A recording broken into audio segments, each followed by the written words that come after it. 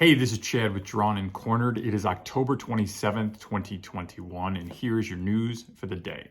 First off, we have the FDA looking for approval for the emergency use authorization for the vaccines for ages 5 to 11. And during the course of this discussion, there was an interesting exchange from Dr. Cody Meissner, essentially talking about how we don't know how safe this vaccine is. We don't know long-term how it is. There's only been essentially like 2,000 kids that have been tested with this vaccine, which is way below what we'd expect for a full range of options. They've shown that there has been heart inflammations in like 1 in 9,000 kids. So this 2,000 isn't even enough to know where that range is. But he said essentially we don't know how safe it is. The risk is so low already for healthy children and his big worry is that if we approve this vaccine for emergency use authorization, you'll start seeing schools mandating it, which is something he doesn't agree with. He thinks that's a bad route to go because we don't know what the trade-off is here yet. Now, this is where it gets really interesting, and this is something that you need to remember.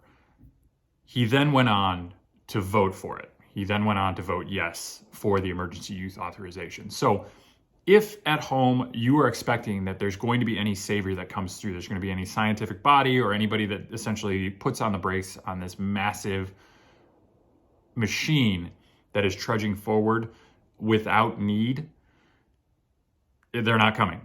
Nobody is coming to help. So this will have to be a bottom-up type of change. This will have to be something where people finally just say, no, we're not doing it. We're not going to allow you. We are more than welcome to voluntarily do it. We're more than welcome to have it something that each person can decide. And it's probably even a good idea for many, especially if your child has any comorbidities. But we're not going to accept the mandate that is being pushed down. We're not going to accept the requirements that are being pushed down. And this leads us into our next story, which is that Joe Biden in September had talked about utilizing OSHA, the Occupational Safety and Health Administration, to enforce ruling that demands that any company over 100 employees has a vaccine mandate, or I would argue sort of oppressive testing once a week, twice a week to ensure that COVID never enters another workplace again. This directive, this policy, could be coming down in as little as a few days now. And it should, once it's instituted, will demand that every company with more than 100 employees has a vaccine mandate in place based on federal guidelines. The punishment for not adhering to this is extreme. It could be up to right around $7,000 for each infraction. So if you've got 100 employees that are unwilling to do this, you're looking at a massive amount of money for each one of those individual infractions for each time that occurs, which would bankrupt most businesses. So there has been pushback against this because if this comes down now, they're talking about truckers jumping out, they're talking about restaurants dropping out, they're talking about all sorts of different organizations that we need in place as this economy kind of claws its way back to where we need it to be.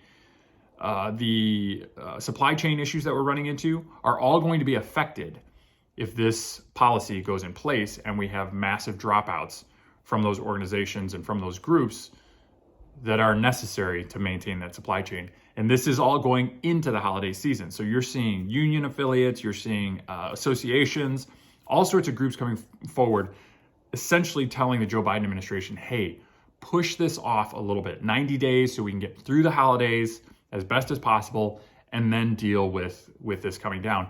I'm sure those organizations also know that if they get 90 days, you'll see that COVID continues to diminish. We've been on a lowering trajectory since September 15th, September 12th.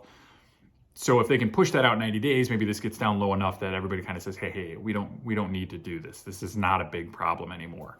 But in a very Joe Biden sort of way, not adjusting or being able to adapt to changing circumstances and just kind of thrusting forward with an original bad idea, even though it seems to be getting to be a worse and worse idea as he goes.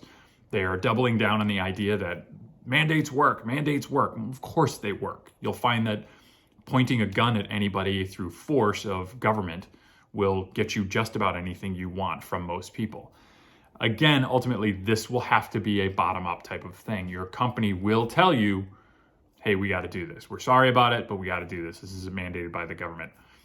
Until you walk off, until you leave, until you put the pressure back on them in the opposite direction, until the people's voices are finally heard standing up against that whip hand, you will not see any change, because there's too much incentive to go the opposite direction. There's too much incentive to say, hey, like, just let's go along to get along. Let's not create a whole lot of stir, a lot of rest or unrest. That will be the presiding sentiment. That will be what sticks there until you decide to make a change. Last story is just kind of a fun one. World Series started. Atlanta Braves are in the World Series. If you remember earlier this year, back in April, the MLB pulled the All-Star game and the future draft from Georgia because of their voting rights laws, put it in Denver, which strangely has voting ID, and a lot of the things that people were upset about being enacted in Georgia actually exist in Colorado. So see that as you do. But now the Atlanta Braves are in the World Series, so the MLB has to be in Georgia, has to take games there, has to put a national audience in front of Georgia, even though they tried to boycott them earlier. The governor, Brian Kemp, not Stacey Abrams, for everybody out there who thinks that she's actually the governor. She's not. She didn't win. Brian Kemp did. She still thinks that that was wrong. Maybe consider that part of the big lie. But Brian Kemp came forward and said, it feels like this is kind of a little bit of poetic justice for the MLB. This is a situation where they said up to $100 million was stripped from Georgia because they took the All-Star game out. And at this point, because they've got the World Series back there, 2 games, possibly 3, maybe some of those local businesses, some of those restaurants and bars and rental car places and travel whatevers, hotels in that area might be able to recoup some of that lost money. And it does feel a little bit like the MLB is kind of having to swallow it a little bit, because the Braves put themselves in a position where they forced the MLB's hand and they've got no choice here. So good on the Braves. I'm glad you're in there. I'm glad you're making this happen. I do not like the Astros. They will always be cheaters in my mind. Same reason why I'm not going to be a fan of Pete Rose.